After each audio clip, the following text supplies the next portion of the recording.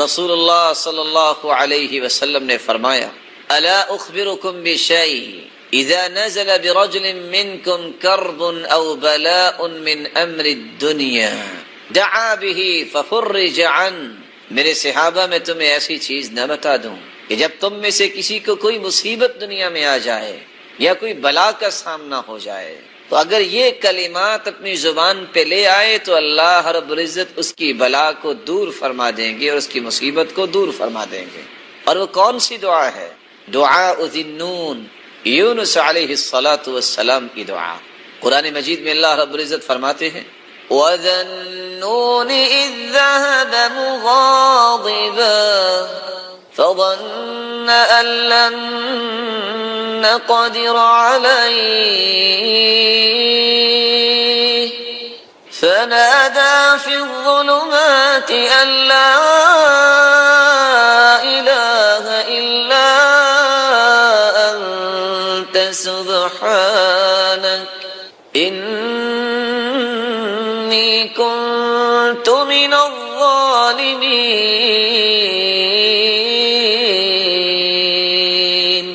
وَذَا النُّونِ إِذ ذَّهَبَ مُغَاضِبًا، قوم سے ناراض ہو کہ یونس علیہ السلام وہاں سے چل دیے۔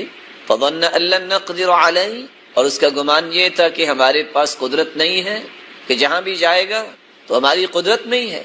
فَنَادَىٰ فِي الظُّلُمَاتِ، جب وہ مچھلی کے پیٹ میں جا گرا، رات کا اندھیرا، سمندر کا اندھیرا اور مچھلی کے پیٹ کا اندھیرا، اس وقت اس نے دعا کی لا الہ الا انت سبحانک، اے اللہ تیرے علاوہ کوئی عبادت کے لائق نہیں، تو تو پاک ہے۔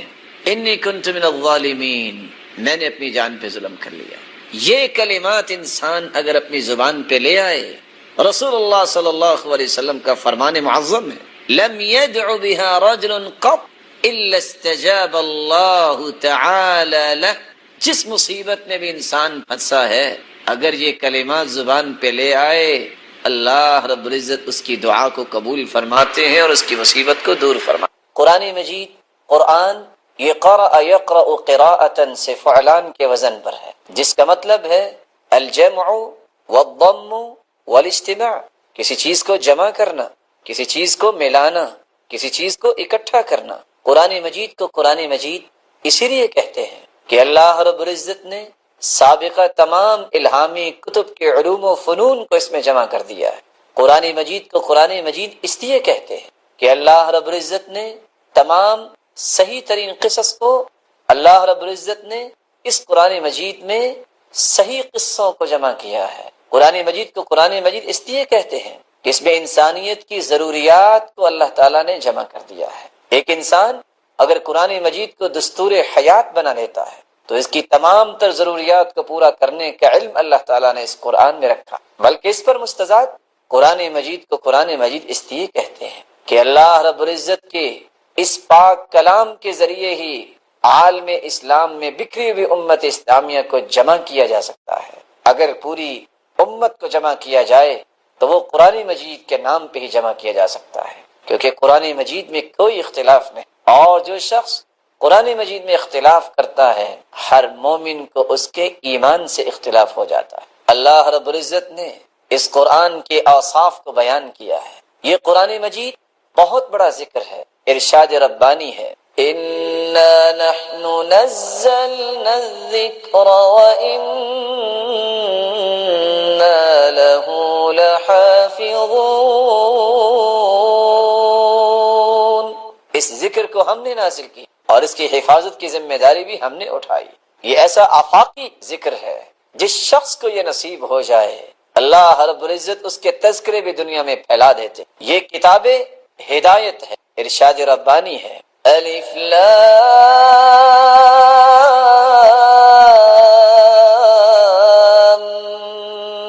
میم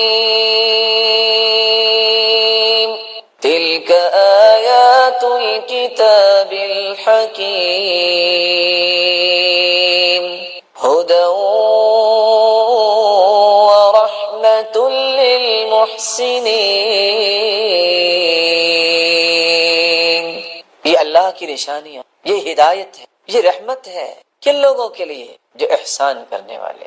اللہ رب العزت نے اس کو فرقان بھی کہا ہے، تبارك الذي نزل الفرقان على عبده ليكون للعالمين نذيرا، بابرکت ہے وہ ذات جس نے اس کتاب فرقان کو نازل کیا، لِيَكُونَ لِلْعَالَمِينَ نَذِيرًا، تاکہ تمام جہانوں کو ڈرایا جائے۔ یہ فرقان کیسے ہے؟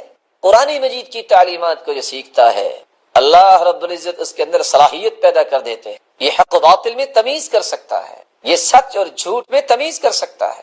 یہ فرقان ہے، اللہ رب العزت جس کو یہ نعمت عطا کر دیتے ہیں وہ خود بھی فرقان بن جاتا ہے، وہ فرق کرنے لگ جاتا ہے کہ یہ اللہ نے ٹھیک کہا ہے اور یہ دنیا کہہ رہی ہے، وہ فرق کر سکتا ہے یہ حق ہے اور یہ باطل ہے، یہ صحیح ہے اور یہ سقیم ہے۔ اللہ رب العزت نے اس کو کتاب مبارک بھی کہا ہے۔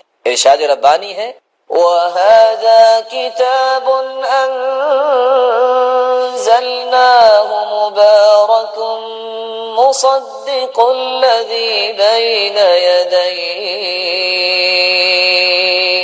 وَهَذَا كِتَابٌ أَنزَلْنَاهُ مُبَارَكٌ، اس کتاب کو ہم نے برکت والی کتاب بنا کے بھیجا ہے، نازل کیا ہے برکتوں والی کتاب کو۔ جس شخص کا تعلق اس کے ساتھ مضبوط و مربوط ہو جاتا ہے، اللہ رب العزت اس پہ بھی برکتوں کی برکھا برسا دیتا۔ اور دوسری جگہ فرمایا، وَهَذَا كِتَابٌ أَنزَلْنَاهُ مُبَارَكٌ فَاتَّبِعُوهُ وَاتَّقُوا لَعَلَّكُمْ تُرْحَمُونَ۔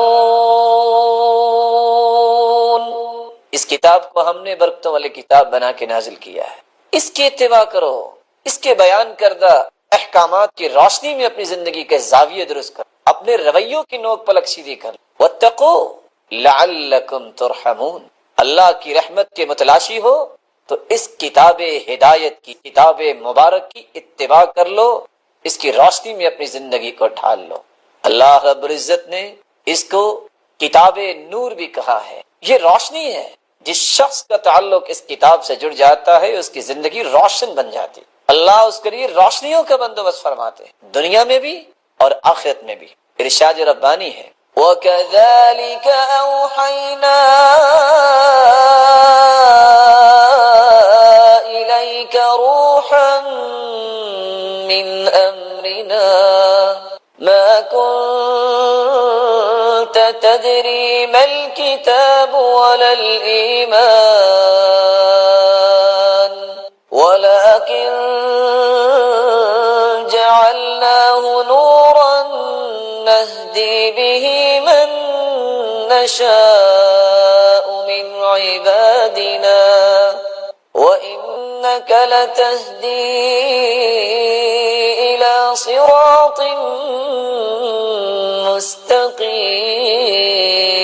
مستقیم۔ وَكَذَلِكَ أَوْحَيْنَا إِلَيْكَ رُوحًا مِّنْ أَمْرِنَا، اے میرے پیارے پیغمبر صلی اللہ علیہ وسلم، ہم نے آپ کی طرف اس قرآن کو نازل کی۔ مَا كُنْتَ تَدْرِي مَا الْكِتَابُ وَلَا الْإِيمَانُ، کتاب اور ایمانیات کے متعلق ہم نے آپ کو علم دیا، آپ کے پاس اس سے پہلے یہ علم نہ تھا۔ وَلَكِنْ جَعَلْنَاهُ نُورًا، ہم نے تو اس کو نور بنایا ہے، نَهْدِي بِهِ مَن نَّشَاءُ مِنْ عِبَادِنَا، اپنی مخلوق میں سے جس کو روشنی دینا چاہتے ہیں اس کو اس کتاب کی تلاوت کی توفیق دے دیتے ہیں، اس کتاب کے ساتھ ایمان کی توفیق دے دیتے ہیں۔ وَإِنَّكَ لَتَهْدِي إِلَى صِرَاطٍ مُسْتَقِيمٍ، تجھے تو میں نے پوری کائنات سے اعلیٰ بنایا ہے اور صراط مستقیم پر آپ گامزن ہیں، اور آپ دنیا کو بھی صراط مستقیم پر گامزن کریں۔ یہ کتاب ہدایت، یہ کتاب فرقان، یہ کتاب نور، یہ کتاب مبارک، یہ کتاب حکمت، اس کے بارے میں اللہ کے رسول صلی اللہ علیہ وسلم نے فرمایا تھا، من قرأ حرفا من کتاب اللہ فلہ به حسنہ والحسنة بعشر امثالها، لا اقول الف لام میم حرف بل الف حرف ولام حرف ومیم حرف۔ جو شخص، جو بختور، جو خوش نصیب، جو سعادت مند اس قرآن کے ایک حرف کی تلاوت کرتا ہے، اللہ رب العزت ایک حرف کے بدلے 10 نیکیاں عطا کرتا۔ الف لام میم، دیکھنے والا دیکھتا ہے کہ شاید یہ ایک ہی کلمہ، ایک ہی حرف ہے، فرمایا الف الگ ہے، لام الگ ہے، میم الگ ہے۔ کوئی الف لام میم پڑھ لیتا ہے اللہ رب العزت اسے 30 نیکیاں عطا کر دیتے، اور ان نیکیوں کی قدر تو اس کو ہوگی جس کو یہ پتا ہے کل قیامت کو اگر ایک نیکی کی ضرورت پڑ گئی تو کوئی نیکی دینے کے لیے تیار نہیں ہوگا۔ اور اس لیے اللہ رب العزت قرآن مجید میں فرماتے ہیں یوم یفر المرء من اخیہ وامہ وابیہ وصاحبتہ وبنیہ لکل امرئ منہم یومئذ شأن یغنیہ، اس دن تو بھائی بھائی سے بھاگ جائے گا، وَأُمِّهِ وَأَبِيهِ، والدین کو انسان چھوڑ دے گا، وَصَاحِبَتِهِ وَبَنِيهِ، اپنی بیوی سے بھاگ جائے گا، اپنے بیٹوں کا انکار کر دے گا۔ ہر شخص کو اپنی ہی پڑی ہوگی، کوئی کسی کے لیے نہ سوچ پائے گا۔ بلکہ قرآن مجید میں اللہ رب العزت دوسری جگہ فرماتے ہیں يُبَصَّرُونَهُمْ يَوَدُّ الْمُجْرِمُ لَوْ يَفْتَدِي مِنْ عَذَابِ يَوْمِئِذٍ بِبَنِيهِ وَصَاحِبَتِهِ وَأَخِيهِ وَفَصِيلَتِهِ الَّتِي تُؤْوِيهِ وَمَن فِي الْأَرْضِ جَمِيعًا ثُمَّ يُنْجِيهِ،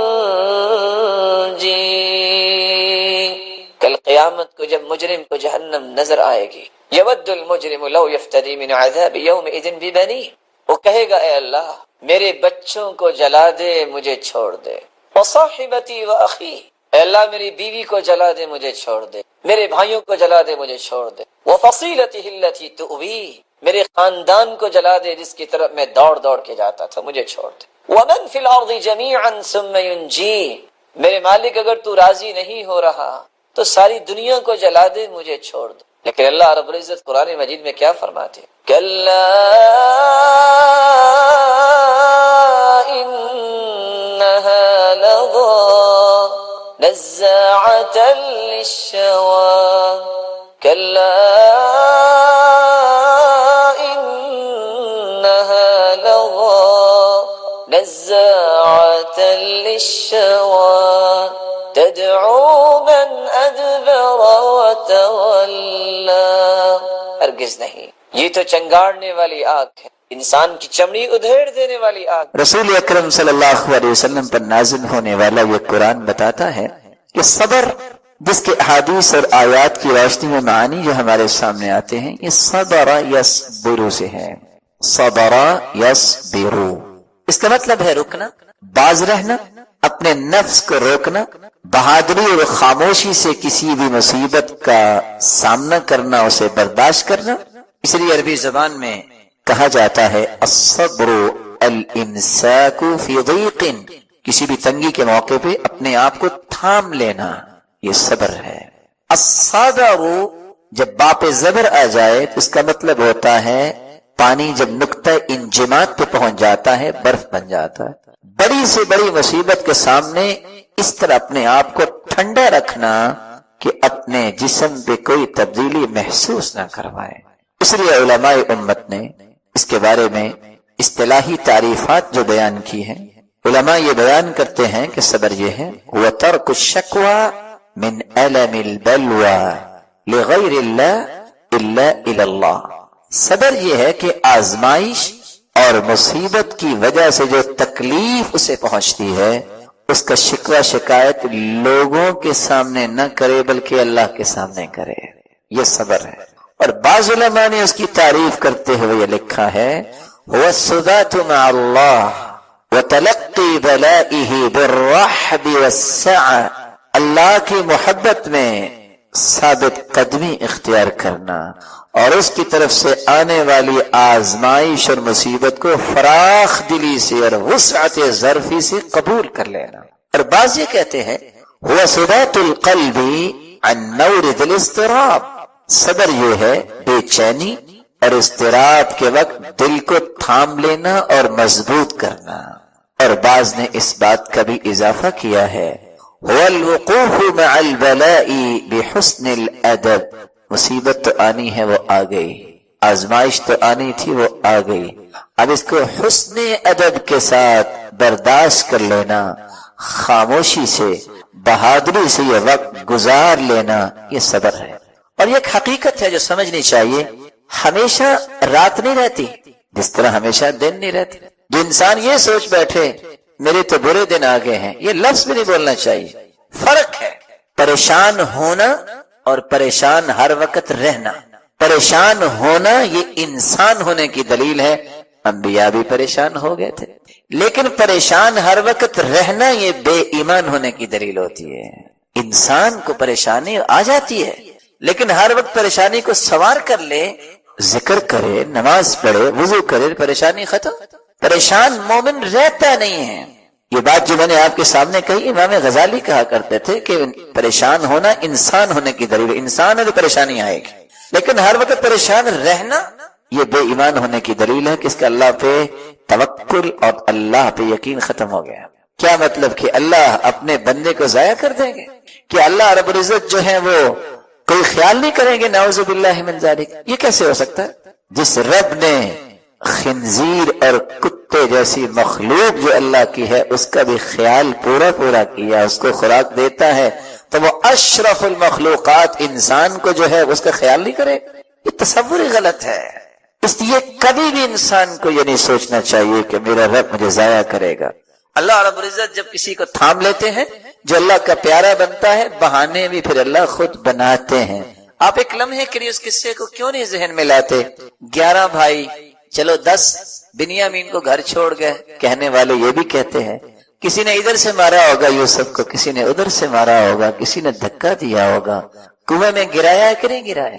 کس نظریے سے یہ نظر نہ آئے، لیکن بچانا کس نے تھا؟ اللہ نے۔ ایسے خوفناک کنویں میں گرانا، نوجوان جس کے پاس کوئی تجربہ نہیں ہے گرا دیا۔ پیاس بھی اگر لگی تو پیاس کس کی طرف سے لگی؟ لوگ وہاں سے گزر جاتے، فوت ہو جاتے۔ پیاس کس کی طرف سے آئی؟ طلب پیدا کی، پھر اس کنویں سے جب نکالا، عزیز مصر کے دل میں خواہش کس نے پیدا کی کہ چلو اس کو اپنا بیٹا بنا لیں؟ اللہ نے پیدا کیا۔ اللہ کے رسول نے فرمایا تھا کثرت سے درود پڑھو۔ فمن كان اكثرهم علي صلاة كان اقربهم مني منزلة، جو کثرت سے جتنا زیادہ درود پڑھتا ہے قیامت کے دن وہ میرا امتی اتنا ہی سب سے میرے قریب ہو۔ کتنی خوش نصیبی ہے۔ کتاب و سنت کو سمجھنے والے کیا کہتے ہیں کہ ساری زندگی دعا کرتے رہو، اگر تم درود نہ پڑھو وہ دعا قبول ہونا تو دور کی بات، وہ دعا تو آسمانوں تک چڑھتی نہیں۔ کوئی پوچھے تو صحیح نا ہم سے کہ ہمارا موقف کیا ہے، خود سے ہی بات بنا کے کہہ دیں کہ قرآن و سنت کو ماننے والے ایسا کہتے ہیں۔ ہم تو نہیں ایسا کہتے، ہم تو کہتے ہیں دنیا میں سب سے بڑا خوش نصیب ہی وہ ہے جو اللہ کے ذکر کے بعد سب سے زیادہ درود پڑھتا ہے۔ رسول اکرم صلی اللہ علیہ وآلہ وسلم نے اسی لیے صحابہ کرام سے کہا تھا من صلی علیہ او سأل لی الوسیلہ حقت علیہ شفاعتی یوم القیامہ، جو شخص درود پڑھتا ہے اور پھر میرے لیے وسیلہ طلب کرتا ہے، قیامت کا دن ہوگا میں اس امتی کی شفاعت کروں گا، سفارش کروں گا۔ صحیح ترغیب کی روایت 1668، رسول اللہ صلی اللہ علیہ وسلم نے فرمایا اول الناس بی یوم القیامہ اکثرهم علی صلاۃ، قیامت کے دن سب سے پیارا اور قریبی میرے وہ ہوگا جو سب سے زیادہ مجھ پہ درود بھیجنے والا۔ بلکہ اللہ کے رسول صلی اللہ علیہ وسلم نے فرمایا تھا ابخل الناس من ذکرت عنده فلم يصلی علی، بخیل تو دنیا میں بہت ہیں لیکن سب سے بڑا بخیل کسی نے دیکھنا ہے تو وہ ہے جس کے پاس میرا تذکرہ ہو اور پھر وہ درود نہ بھیجے۔ یہاں رک کے میں ایک گزارش کروں گا بڑوں سے بھی اور چھوٹوں سے۔ کچھ تو اللہ کے رسول کے دشمن ہیں، کافر، کچھ ایمان لانے کے باوجود بھی دشمنی کرتے ہیں کیونکہ اللہ کے رسول کی بات نہیں مانتے اور آپ کے وزیروں اور مشیروں کو برا بلا کہتے ہیں، یہ بھی دشمنی ہے اللہ کے رسول۔ اور کچھ لوگ چاہتے نہ چاہتے بھی بخیلی کر جاتے ہیں اور بخل کرنے والوں کے صف میں کھڑے ہو جاتے ہیں اور اپنے آپ کو نیک بھی کہتے ہیں. آپ پوچھیں گے وہ کیسے؟ اپنا نام آئے گا تو 4 سابقے 4 لاحقے، ایم اے پاس ہے، بی اے پاس ہے، اور یہ ماسٹر کیا ہے، یہ ایم فل کیا ہے، پی ایچ ڈی کی ہے. اس کے بغیر نام لکھنا بولنا سننا پسند ہی نہیں ہے. سرتاج رسول صلی اللہ علیہ وسلم کا نام آئے گا تو کیا ڈال دیں گے؟ صاد. بخیل ہے. تیری زبان کی سب سے بڑی سعادت یہ ہے، تیرے قلم کی سب سے بڑی سعادت یہ ہے اس زبان کی نوک پہ بھی آئے محمد الرسول اللہ صلی اللہ علیہ وسلم. اس سے بڑی سعادت کیا ہے قلم کی؟ وہ ساری دنیا کی باتیں لکھ لے، اللہ کے ذکر کے بعد محمد مصطفیٰ کا نام آئے تو صلی اللہ علیہ وسلم نہ کہے. سعادت کیسے؟ خوش بختی ہے. تو میں بات اگلی کرنے سے پہلے ایک وعدہ لینا چاہوں گا، اور اگر اس وعدے پہ ہم سب پختہ ہو جائیں تو آج کی مجلس اس کا فائدہ ثابت ہو جائے گا. کون ہے جو آج کے بعد جب بھی لکھے گا وہ صاد یا صلعم نہیں لکھے گا بلکہ پورا لکھا کرے گا صلی اللہ علیہ وسلم؟ کون کون وعدہ کرتا؟ آپ اہل علم ہیں، آپ کو ان باتوں کا خیال کرنا چاہیے. کچھ لوگ سارا کچھ لکھیں گے، بسم اللہ الرحمن الرحیم نہیں لکھیں گے، 786 لکھ دیں گے. ان مسکینوں سے پوچھو 786 بنتا کیسے ہے؟ ابجد حوض حتی کو بھی نکالیں تو 786 بنا کے دکھائیں. عادات کا علم جو ہے اس میں بھی دیکھیے. پھر اللہ عز و جلال کے نام میں بخل. دنیا میں کسی سے محبت ہو تو اس کے تذکرے نہیں زبان پہ ختم ہوتے، تو رب تعالی جو خالق و مالک ہے اس کا نام مبارک لیتے وقت جو کہے کہ 786، یہ وہ رویے ہیں جو بتاتے ہیں کہ اللہ عز و جلال کی عظمت سے متعارف شخص نہیں ہے. یہ آپ صلی اللہ علیہ وسلم نے فرمایا، صحیح ترغیب کی روایت ہے 1675، کل دعاء محجوب حتی یصلی علی محمد. ہر دعا روک دی جاتی ہے، وہ پہنچتی نہیں آسمانوں تک جس میں درود نہیں ہوتا. بلکہ حسین ابن علی کی روایت ہے صحیح ترغیب کی 1681، من ذکرت عنده فخطئ الصلاة علی خطئ طریق الجنہ. جس شخص کے پاس اللہ کے رسول صلی اللہ علیہ وسلم کا تذکرہ کیا جائے وہ درود پڑھنا بھول جائے، وہ درود پڑھنا بھولا نہیں، جنت کا راستہ بھول گیا ہے. یہ ہمارا موقف ہے. اس پہ کوئی اشکال ہے تو کوئی بتائے.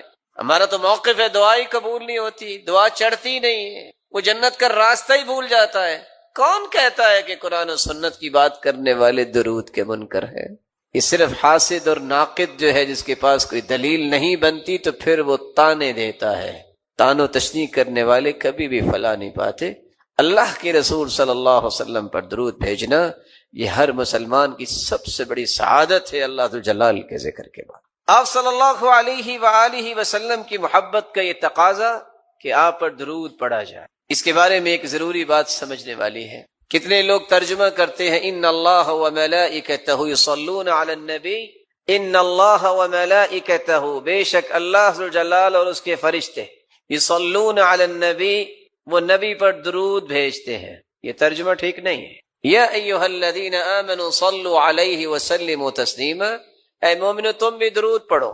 لفظ صلاۃ جب اس کی نسبت اللہ ذو جلال کی طرف کی جائے، ویسے تو صلاۃ کے 18 معنی ہیں عربی زبان، لیکن جب یہ کہا جائے صلی اللہ، اس کا مطلب ہوتا ہے اللہ ذو جلال رحمتوں کی برکھا برسائیں گے، تعریف کریں گے. والثناء، فرشتوں کے سامنے اپنے محبوب کے تذکرے کریں گے کہ یہ میرا محبوب ہے جو سرتاج رسول. وہاں درود مانا نہیں ہو.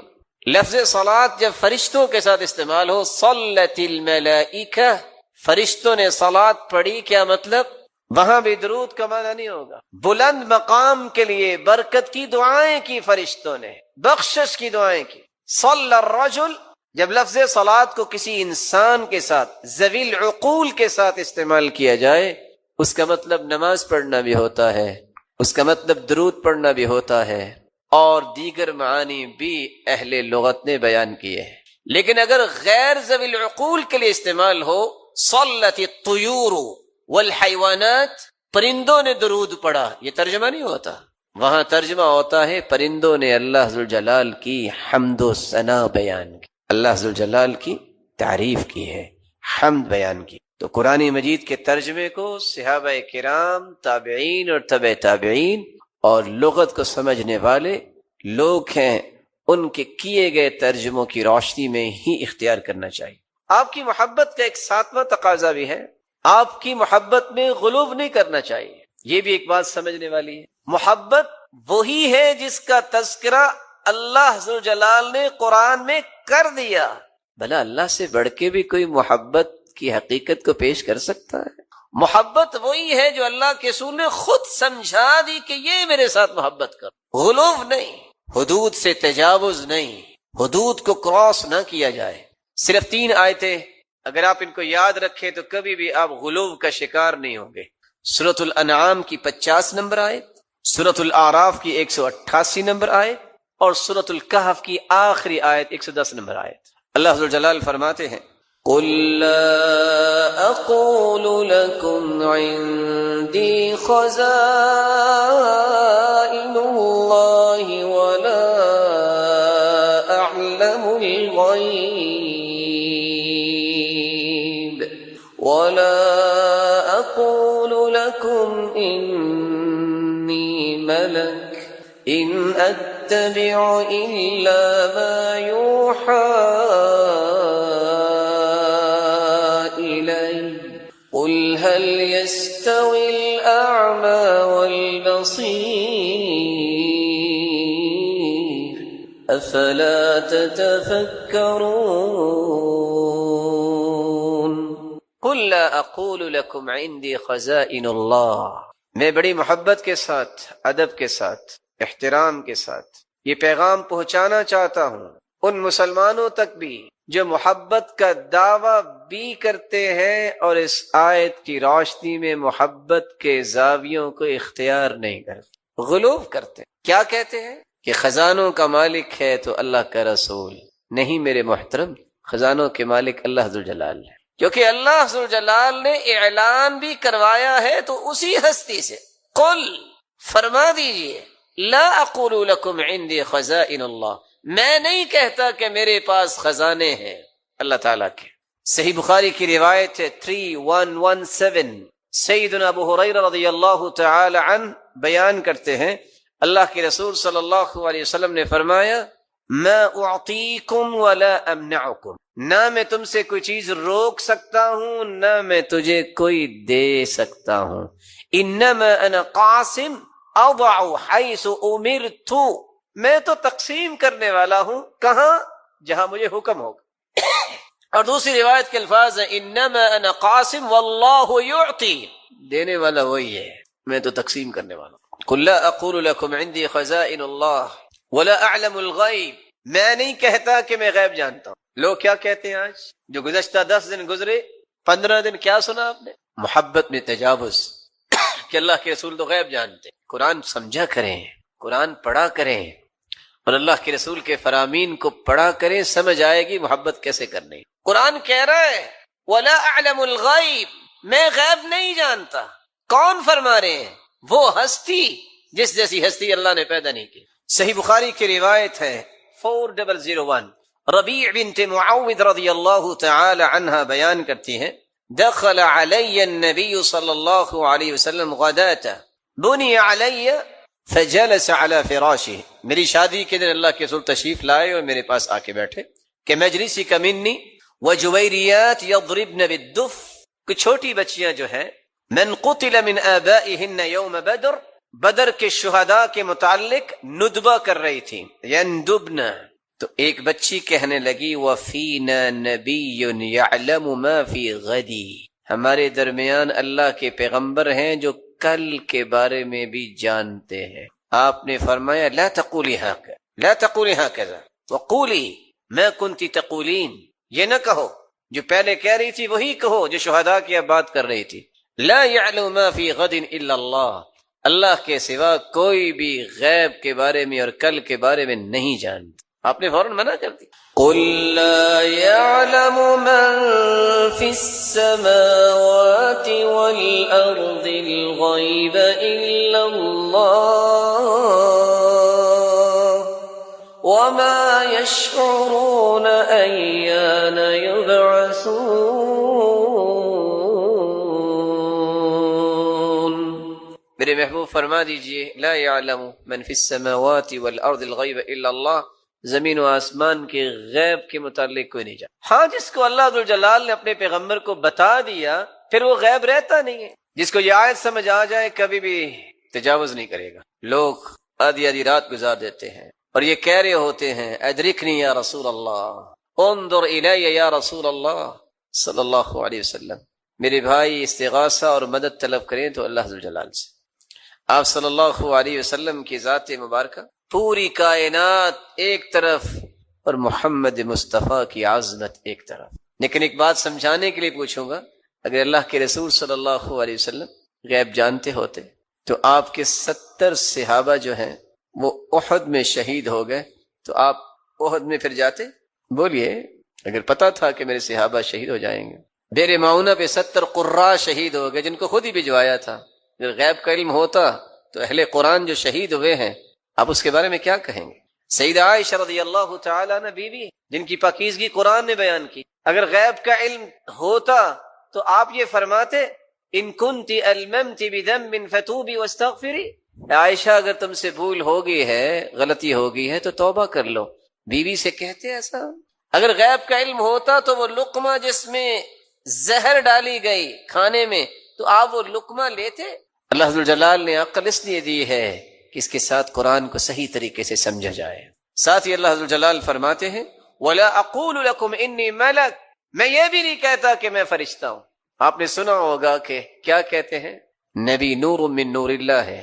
کاش ان بیچاروں مسکینوں کو پتہ چل جائے کہ اس کا معنی کیا ہے اور کہاں تک اس کے نتائج جاتے ہیں تو دوبارہ کبھی نہ بولے۔ قرآن کہتا ہے وقالت اليہود عزیر ابن اللہ وقالت النصارى المسیح ابن اللہ، یہودیوں نے کہا کہ عزیر اللہ کے بیٹے ہیں، عیسائیوں نے کہا کہ عیسیٰ اللہ کے بیٹے ہیں۔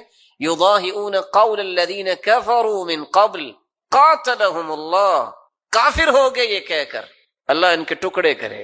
انا یؤفکون، کہاں بہک رہے ہیں۔ یہودی اگر کہیں کہ عزیر علیہ السلام اللہ کے بیٹے ہیں اور عیسیٰ علیہ السلام کے بارے میں عیسائی کہیں کہ وہ اللہ کے بیٹے ہیں، ان کے بارے میں تو قرآن نے یہ کہا ہے، تو کوئی مسلمان کہے کہ نبی نور من نور اللہ ہیں، وہ اللہ کے نور میں سے نور ہیں، تو ان کے بارے میں کیا ہوگا؟ وَلَا أَقُولُ لَكُمْ إِنِّي مَلَكٌ، میں کہہ رہا ہوں کہ میں فرشتہ نہیں ہوں۔ یہ قرآن ہے، سورۃ الانعام کی 50 نمبر آیت ضرور پڑھیے۔ ان اتبع الا ما یوحى الی، میں تو اتباع کرتا ہوں جو میری طرف وحی آتی۔ اور دوسری آیت قل لا املک لنفسی نفعا ولا ضرا الا ما شاء اللہ ولو كنت اعلم الغیب لاستكثرت من الخير وما مسني السوء إن أنا إلا نذير وبشير لقوم يؤمنون قل لا أملك لنفسي نفعا ولا ضرا، میرے محبوب آپ فرما دیجئے، یہ سورۃ الاعراف کی آیت 188 یاد رکھیے گا، میرے محبوب فرما دیجئے میں اپنے بھی نفع نقصان کا مالک نہیں۔ وَلَوْ كُنْتُ أَعْلَمُ الْغَيْبِ، اگر میں غیب جانتا ہوتا لَاسْتَكْثَرْتُ مِنَ الْخَيْرِ، تو ساری خیر و بھلائی میں جمع کر لیتا۔ وَمَا مَسَّنِيَ السُّوءُ، مجھے کوئی بھی تکلیف نہ پہنچتی اگر میں غیب جانتا ہوتا۔ إِنْ أَنَا إِلَّا نَذِيرٌ وَبَشِيرٌ لِقَوْمٍ يُؤْمِنُونَ، ایمان لانے والوں کے لیے میں خوشخبریاں بھی سنانے والا ہوں اور جہنم سے ڈرانے والا بھی ہوں۔ اور آخری آیت جو سورۃ الکہف کی ہے 110، جس میں اللہ جلال نے نتیجہ ہی نکال دے، جس کے بعد مزید ضرورت نہیں ہے، جس کو اللہ نے عقل سلیم عطا کی ہے، دوبارہ وہ حدود سے تجاوز نہیں کرتا۔ فرمایا قل انما انا بشر مثلکم، قل میرے محبوب فرما دیجئے انما انا بشر مثلکم، میں تمہارے جیسا ہی بشر ہوں۔ فرق کیا ہے؟ مجھے اللہ نے بشریت کا سرتاج بنایا ہے۔ یوحى الی انما الہکم الہ واحد، مجھے اللہ نے پیغمبر بنایا ہے، رسول اور نبی بنایا ہے، وہی میری طرف اترتی ہے اور مجھے پوری کائنات کا سرتاج بنایا ہے۔ انما الہکم الہ واحد، اور وہی کیا ہے؟ معبود برحق صرف ایک۔ اب بھلا بتائیے کہ اللہ کے رسول صلی اللہ علیہ وسلم سے اللہ ذوالجلال نے اقرار کیا، اعلان کروایا ہے کہ آپ فرما دیجئے اپنی امت کو کہ میں تمہارے جیسا بشر ہوں۔ پھر بھی کوئی نہ مانے تو کیا کہیں گے؟ صرف ہدایت کی دعا کریں گے۔ جمعے کی فضیلت اتنی ہی انسان اگر سمجھ لے جس کے بارے میں خود رسول اللہ صلی اللہ علیہ وسلم نے فرمایا، اور یہ روایت عبداللہ ابن عمر رضی اللہ تعالی عنہ اور ابو ہریرہ رضی اللہ تعالی عنہ سے مروی ہے۔ یہ صحیح مسلم کی 865 نمبر روایت ہے۔ لَيَنْتَهِيَنَّ أَقْوَامٌ عَنْ وَدْعِهِمُ الْجُمُعَاتِ، لوگ جمعہ چھوڑنے کے جرم کو چھوڑ دیں۔ أَوْ لَيَخْتِمَنَّ اللَّهُ عَلَى قُلُوبِهِمْ، وگرنہ اللہ تعالیٰ ان کے دلوں پر مہر لگا دیں گے۔ ثُمَّ لَيَكُونُنَّ مِنَ الْغَافِلِينَ، پھر ان کی زندگی غافلوں کی زندگی ہو جائے گی۔ اور ایک دوسری روایت کے الفاظ یہ ہیں، من ترک 3 جمع متہاونا، جو شخص 3 جمعے سستی کرتا ہوا چھوڑ دیتا ہے، طبع اللہ علی قلبی، اللہ تعالی اس کے دل پر مہر لگا دیتے ہیں۔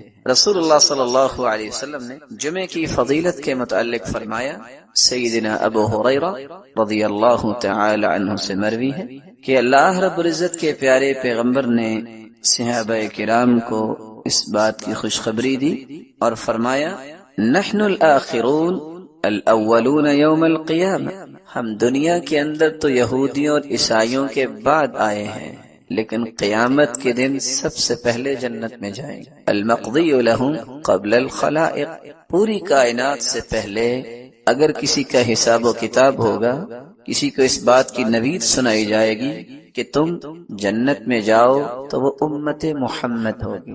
صحیح مسلم کی 856 نمبر روایت اور صحیح بخاری کی 876 نمبر روایت میں رسول اللہ صلی اللہ علیہ وسلم کا فرمان ہے، اضل اللہ عن الجمعۃ من کان قبلنا، ہم سے پہلے یہودی تھے، عیسائی تھے، لیکن وہ گمراہ ہو گئے جمعے کے متعلق۔ فکان للیہود یوم السبت، یہودی ہفتے کے دن کو مقدس سمجھتے، وکان للنصارى یوم الاحد، اور عیسائی اتوار کے دن کو مقدس سمجھتے۔ فجاء اللہ بنا، پھر اللہ تعالیٰ نے ہمیں نعمت سے نوازا، فہدانا اللہ لیوم الجمعہ، اللہ نے ہمیں جمعے کی نعمت سے نوازا۔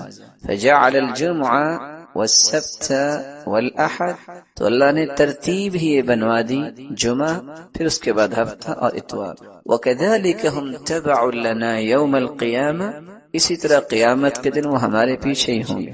نحن الآخرون من اہل الدنیا والاولون یوم القیامہ، ہم آئے تو ان کے بعد ہیں، لیکن قیامت کو سب سے پہلے حساب و کتاب ہوگا اور جنت میں جائیں گے۔ رسول اللہ صلی اللہ علیہ وسلم نے یہاں تک فرمایا، جمعہ کا دن ایک ایسا مبارک دن ہے، اس سے مبارک دن سال کا کوئی دن نہیں سوائے رمضان کے اور ذی الحجہ کے پہلے 10 دن اور محرم کے۔